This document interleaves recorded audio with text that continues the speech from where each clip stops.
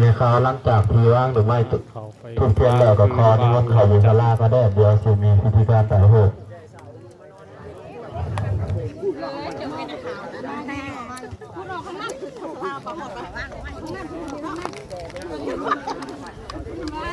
ขอเชิญแขกประธานเขาวางดอกไม้ทุกเทียนได้เลย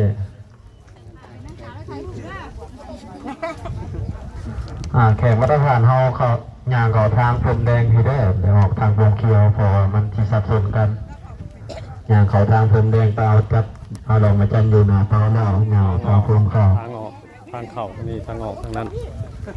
บ่ได้สับสนบริเวณกันลงมาบางคือมาส่งผู้เสียชีวิตขึ้นสวรรค์ชาวบ้านเฮาก็มาส่งปกติก็สิหลายกว่านี้เพราะว่าวันช่วงนี้คนออกให้ออกนา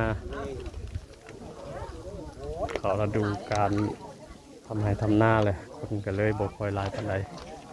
ประมาณนี้แหละคนพอสมควร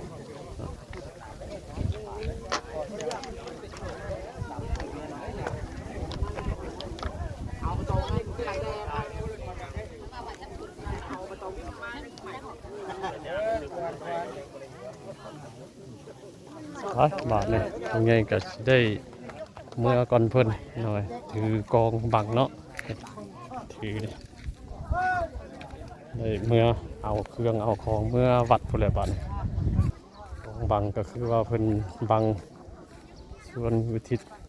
ส่วนกุศลมันยังแดดเพิ่นของเครื่องของที่เพิ่นให้กับคนตายเนาะก็ได้บังให้ผู้ตายแต่ถ้าเฮาก็จะได้คนเมื่อวัดบาดเป็นหน้าที่ของพวกเฮาบาดเนาะสิ่งใดที่เพิ่นบ่จูบบ่เผาก็สิได้เอาเข้าวัดเข้าว่าไว้โอ้แม่นเบิดของบังเป็นเสื้อเป็นมอนเป็นสาดเป็นหมอหนึ่งอย่างเนาะเครื่องครัวเครื่องครบขออนุญาตไปตรวจแบบใหม่นะครับมาถ่ายรูปนะลงทุนดู